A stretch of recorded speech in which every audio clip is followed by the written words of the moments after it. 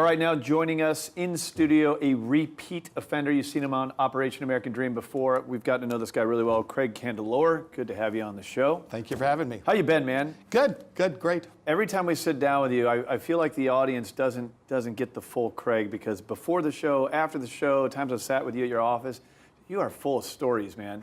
32 years in the Army. Active in reserves, yeah. Thank you for your service. It was a great time. I have to tell you, the service, you get to do things you'd never do in the civilian world, just never. What are some of the favorite things, best memories you have from your service? Well, when I was a 22-year-old starry-eyed second lieutenant, I used to brief the defense of Europe at Heidelberg. So on Tuesday, I'm handing out sea rations and Mickey Mouse boots, and then on Thursday, I'm briefing how we're going to defend Western Europe against the Ruskies. Unbelievable. I remember the first time I sat down with you, we went out to your office and we're chatting, and you're very engaged in what happens with our military still. I mean, you might have retired, but you haven't. I mean, you're incredibly active. You're out there creating videos, content. You're politically motivated. So what are the things you have going on now? Well, there's a big push to revitalize the Honoring Our Troops, which is the nonprofit I run. We have 4 basic programs. We have a veteran legal clinic the third Saturday of every month. We provide seminars that are veteran focused. We also have a career assessment program called Compass, we're really excited about. And we have a mentorship or peer-to-peer help. And it can be as little as showing you how to get your VA card to how to do informational interviews. Where's your inspiration come from to do Honoring Our Troops? I came back with all my fingers and toes. So I had my IED moment, as I say, and I said, you know what? I will give back, no questions asked. I'm glad to be here in one piece. Well, we would genuinely appreciate that. Give us some success stories of this program. We talked about it last time. We're not that, we just started. We're basically doing an assessment, so it gives you a goal to shoot for. What should be your true calling in life? And what I've seen over the years is a lot of times people get out and they're disoriented. They really don't have a compass. And well, this provides it. It tells you, look, you should be X, Y, Z, and then you can go out and do great things. Well, there's a gap, and we talk about that quite a bit on the show, between those who have served and then this civilian life. And that gap can be, what do you want to do? The gap can be financial, homeownership, and that gap is so troubling. And as a country, do you think we're doing an adequate job, a good job, great job? In what? I'm sorry. Just helping those who have served get into civilian life and find a job and get their finances in order and learn some of the things that you're teaching at Honoring Our Troops. Well, what we're saying, it's interesting you say that. The military is a very structured environment. Right. And when you get out, it's disorienting. You need to have your own, you have to now set your own parameters, your own goals. In the military, you get a stripe, a rank. The system tells you if you're a success or a failure. Right. In the civilian world, you have to find your own lodestone. And so one of the things we're doing is for everybody that goes to the veteran legal clinic, we're having them take the assessment. We're offering the assessment to help them, for even like a job change. So if you're getting out or doing a job change and you've already been out, that's a great opportunity. Got it. Great answer to my question. Great dad in the military. You have another thing on the horizon here. Tell us about this. Well, we're really excited about it. Well, I don't know if you know, but the statistics that we see, let me give you the bad side so you understand why with the good side. Okay. The statistics are horrible if you grow up without a father. It is absolutely 70% in juvenile court. I don't know if they can actually show the statistics. I mean, it's just horrendous. Yeah. Bad health, lower IQ, math and reading scores. It's just horrible. As opposed to if you did have a father, even after divorce. So if the father can stay engaged. So we're promoting people in the community that basically exemplify not only getting their children involved, but a mentor to the community, example. And so we've already. So you're asking dads, great dads, to step up and be mentor, better. be a part of this? Be part of this. So we've actually just identified people that meet that criteria. We have put it on our website, Great Dads, and if you go to menslegal.com, nominate it. We don't have a military person. We're a military town. We want to get that, identify somebody in the military community that exemplifies those ideals and goals. Okay, so somebody who's tuned in right now, whether watching on TV or when this stuff gets out into social media, if you've served in the military, consider yourself a great dad and you want to do more for the community, Well, the right guy to we reach want out to to? recognize you. That's the main thing. Because by recognizing people, we want other people to emulate that, what they're doing. Like, Cub Scout leader, coach, YMCA, everybody that we've nominated, we've had 4 nominees, have done something exemplary. How do you recognize them? Well, good question. We give them a gift, we give them a plaque, we also put them on social media, we put them on our website, and we tell the story of why they're great dads. Craig, why don't you put them right there and bring them on the show? You know what? That's a great idea. We should do that. I'd love to help you with this message. Well, thanks for, of course, your service, all you continue to do with honoring our troops, and I love this great dad concept. And you're not just doing it only for the military, you're doing it for those civilians, guys like me, right? Absolutely. It's a civilian program, but we want to look to the military. We need somebody in the military that we want to nominate somebody in the military. Awesome. Well, you heard it here. Reach out if you want to, I don't know, nominate yourself. You think you're a good dad, or quite honestly, if you simply want to do more. I think a lot of those stats, I've seen them as well. They're troubling. Troubling. And these are things we can do. You don't have to have a bigger government to fix these things. We can do it ourselves at the core level of family. Craig, always good to have you on the show. Stick around. Great information coming up next. All right, welcome back to Operation American Dream. As I go around the community, there's a lot of nonprofits out there. There's a ton of nonprofits out there, and some of them do real work, I would say, and some of them don't. Definitely in the studio at this point, I've got my good buddy Rick Collins with Vets 360. Hey. I'm interested in talking to you, man, because you are one of the guys that does actual work, like gets down nitty gritty, no big shiny fundraising stuff. I mean, we're talking like sitting down with guys that have real problems and sitting down and see what we could do as a community for these guys. Mm-hmm. Tell me about, like, well, first, give me a little bit of your background, man. British vet, came here to play rugby, drink beer, chase women. 1 out of 3 was pretty good.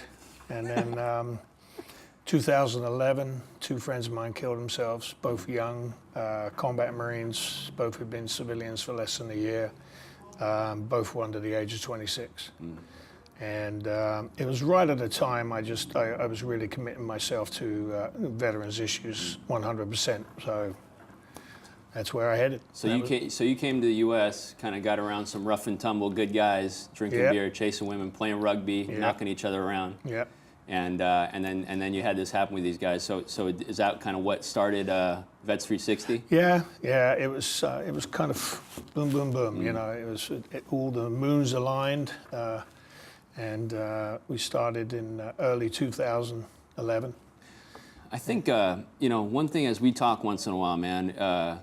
Everybody's afraid to go out and grab a beer and go watch a USC fight and just get down to the nitty gritty. Yeah.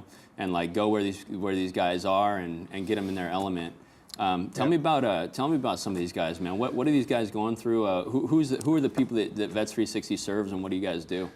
Well, we take target, if you want, the most kind of underserved, at risk, and vulnerable. It's not a veteran issue; it's a common sense issue. They're high school educated when they join the military. Probably pigeonholed into 0311, 11B, infantry type role. Turn in your shields and spears, we don't need you anymore. They're getting kicked out by the thousands. And, they have no idea what the hell they're doing when they become civilians. Well, let's back up real quick, too. I mean, they're going 18 years old, coming out of wherever they're coming out of, join the Marine Corps, go to boot camp, go out to, to have some pretty intense experiences, under some pretty difficult circumstances out there. Yeah, for sure.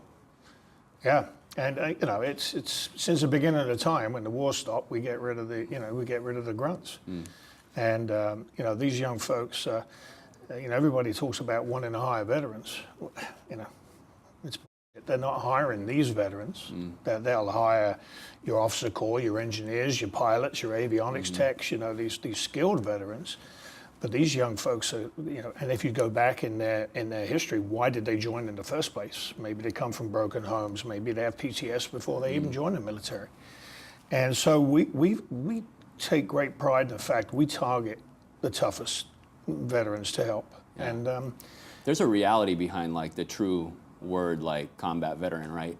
I mean, like you said, like the hiring veterans, and it's kind of catchphrasey sometimes. Yeah. But But you got to get beneath that and dig into that and understand what these guys are really going through.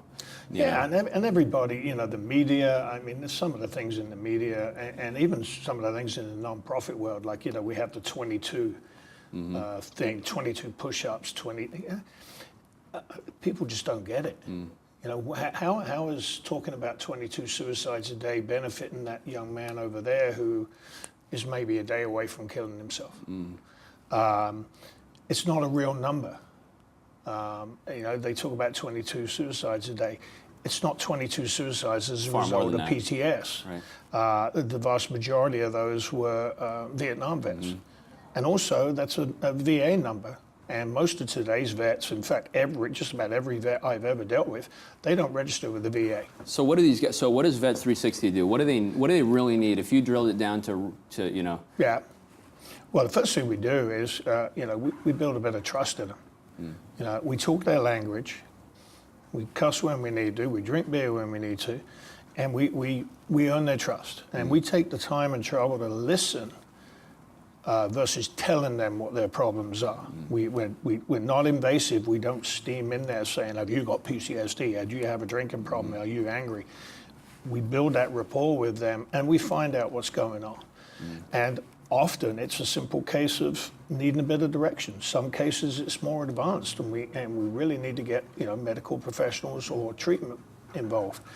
But until you build that trust and you build a rapport, we can't assume we know what's going on with them. Man, again, just what you're doing is great, man. Tell me about the Carry. We got about a minute left. Talk to me about the Carry the Challenge initiative you guys got going on. Well, we got the Carry the Challenge initiative is about really kind of taking a different run at this whole demographic. What we're currently on right now is we personally have built probably the largest case management system in the country. We have over 4,000 transition, PTS, TBI, connections, references, people we can go to.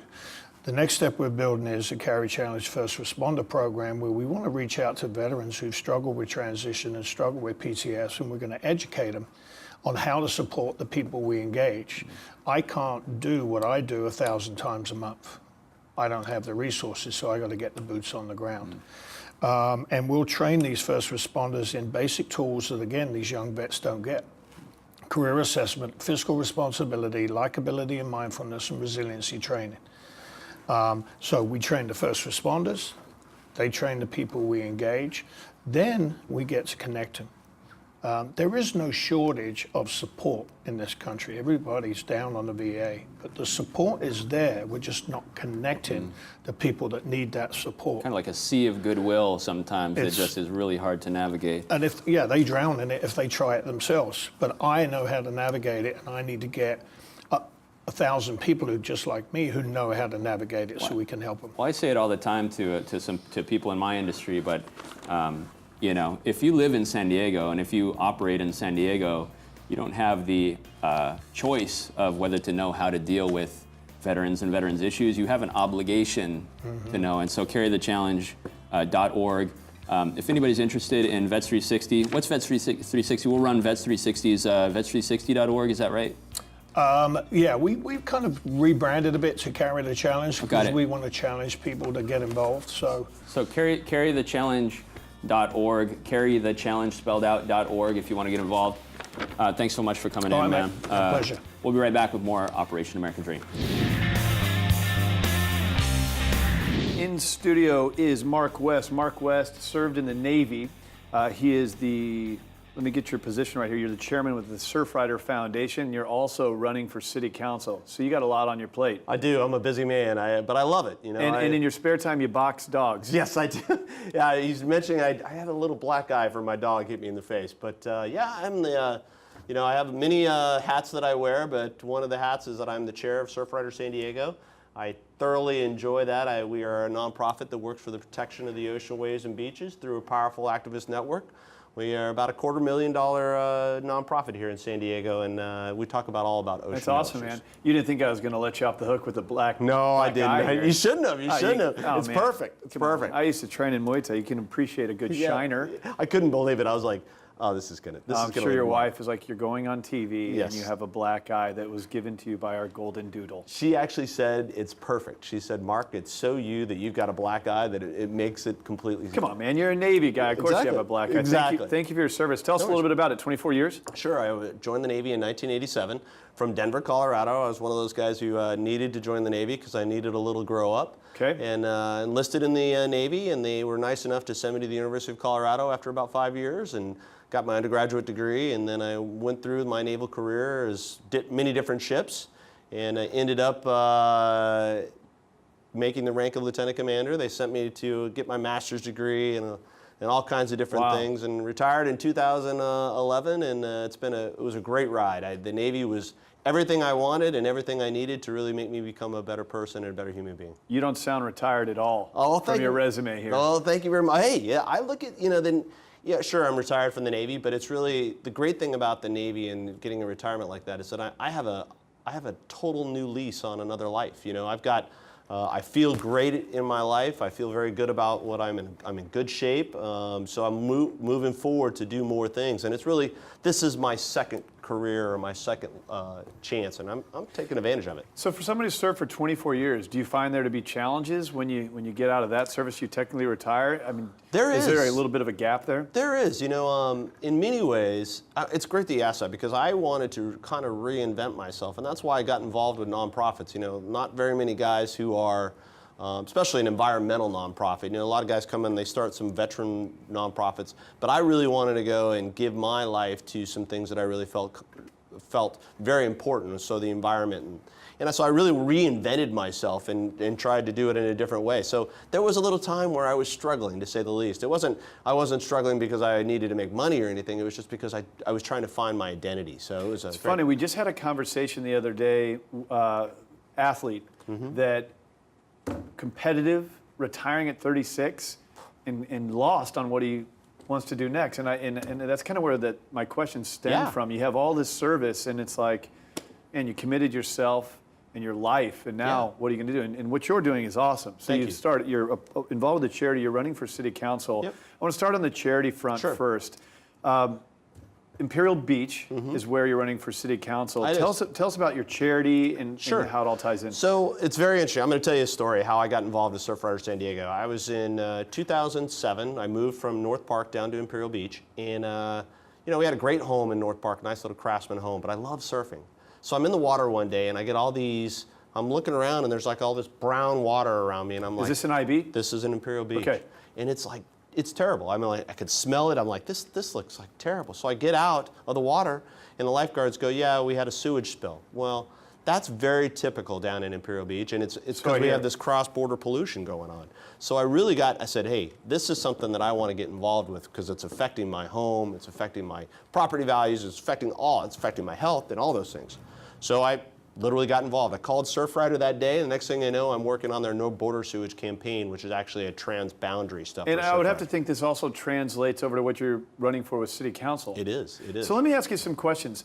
So Imperial Beach, you would have to think, there's only so much dirt that can be invented. So you have Imperial Beach, which is, it feels like things are emerging there, but you hear these stories of pollution, or if it rains, you shouldn't surf out there, or you're getting pollution from Mexico. Am I getting exactly this right? That's totally right. So that it can't help the development of the land, the real estate, the commercial business down there. So what can you do to fix that? Well, we've really been working. One of the things I actually did is I actually started a Northern Baja chapter of Surfrider. So we're trying to find out when illegal pollution is being discharged, and we're actually addressing those. Plus, I sat on the International Boundary and Water Commission Citizens Forum board member, which actually looks at transborder pollution. So getting involved, getting activated, and being part of the network that's in Imperial Beach helps those things. Can you put a dent in this problem?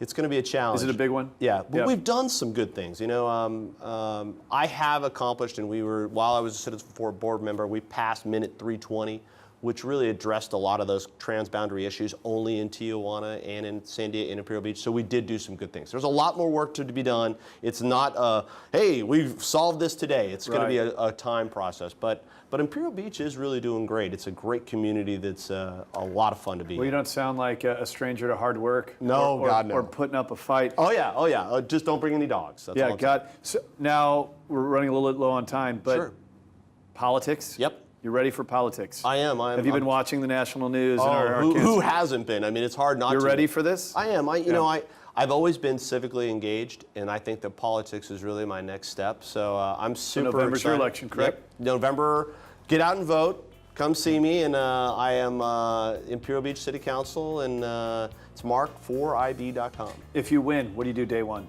I'm going to really address a lot of the veteran issues that are going on down there. So our council's 5 members, not one of them is a veteran. So I really want to make sure that veteran issues and veteran policies are put in place so our veterans are taken care of in Imperial Beach. Near and dear to our heart here on this show. Thank you for coming on. Let me ask you some tough questions. We learned a lot today. Thanks, Mark. I appreciate it. All right, more Operation American Dream coming up next. All right, welcome back to Operation American Dream. As a lot of you know, everybody on this show, I mean, most of us on this show are volunteers. We come on because we have a heart for serving the military, and we do different things on our day job. So I run a mortgage company's veterans division, not because I love pushing paper, but because I love housing veterans. And I've got a great guest on with us, Ryan Street with Cabrillo Team Realty, that has the same passion for serving veterans as a former Marine that I do. How you doing, man? Doing great, man. Thanks for having me on again. I really enjoy it. Of course, man. So we were talking about what would be interesting for our viewers. And I think what would be really interesting is to give them an idea of kind of what's out there and what they can buy and what, and run down some kind of prospective payments so they can see what it would look like next to rent. But before we do that, man, how's everything going? You're up in Escondido area mainly? Yeah, mainly Escondido, North County, some San Marcos, Vista, a little bit of Carlsbad, Oceanside, Rancho Bernardo, a little bit of Poway, and then into southern Riverside as well. So things are going well. It's a good veterans kind of spot in there. Yeah, right? it's perfect. We're 25 minutes to Camp Pendleton, 25 minutes to Miramar. 32nd Street is a ways out, but I get a number of clients that are Navy guys that are willing to make the drive. They drive, man. Because the value's there. Yeah, yeah. There's a lot of people in Riverside and Temecula and stuff that are driving all the way down to 32nd Street, right? For sure, yeah. It's Temecula is almost like a military town at this point. It is, yeah. A huge presence. The pricing there was significantly more attractive than it was in North County. That's starting to change a little bit. How are things going, like specifically with your military buyers? Are they running up against a lot of offers? Are other agents open to accepting military offers? Yeah, I think it's turned a little bit in terms of, it was harder to get them accepted before because there wasn't, maybe the earnest money deposit that's available. Lender credit has helped significantly with that, with the low interest rates. But we are running up against is a low inventory. Anything worth having that's priced right is gone 7, maybe 10 days at the latest. So speaking of inventory, man, you got a great property that would work really, really well for a military family up there. I do, yeah. It's actually in my own personal neighborhood, or it's a neighborhood that I live in. Love it. Great location. Again, 25 minutes to Camp Pendleton. Let's talk about it, man. What do you got? So it's 29735 Platinus Drive in Escondido. Great golf course, gated community. 3 minutes to the 15, 20 minutes to Temecula. A lot of family events already built in that the HOA sponsors. I throw a few of events in there.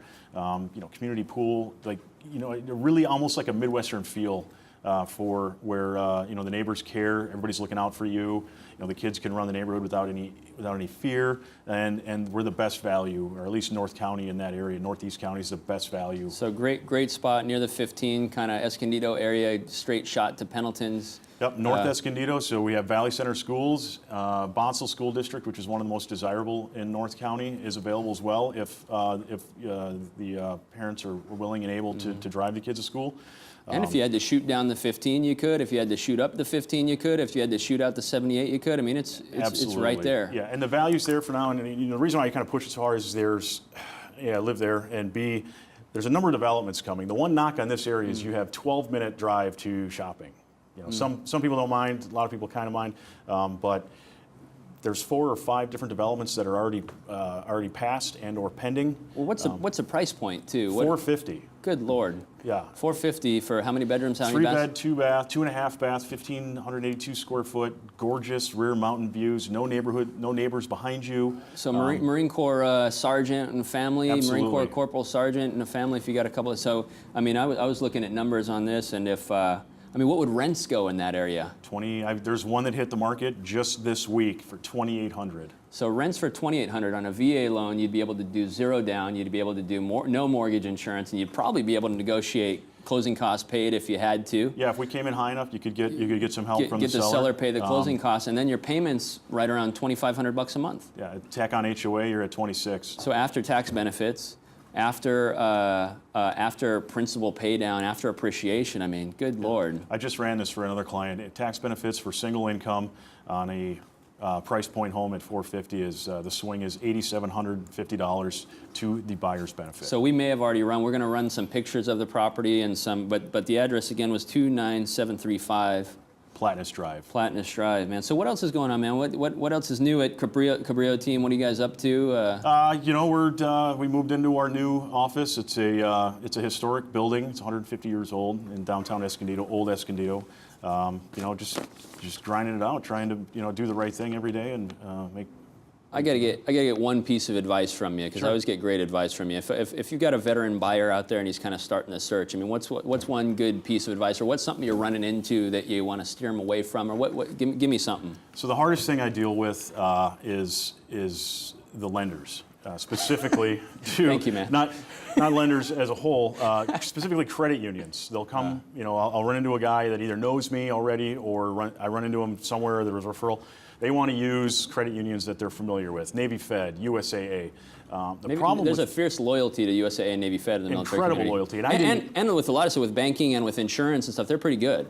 Yeah, they're great for, you know, car loans, personal loans, everything but mortgages. And the issue I'm having is trying to convince Mr. or Mrs. Buyer that you're going to get a big closing cost surprise like day 24 when it's too late to do anything about it, to get for a rate that you could get from one of the independents in the area. Who are local. We'll sit down with you. Bottom line, go through shop everything. your loan. Don't just blindly go with Navy Fed, USAA, SDCCU. Any credit unions are notoriously difficult. They're going to delay the close. And I would just add, education is everything.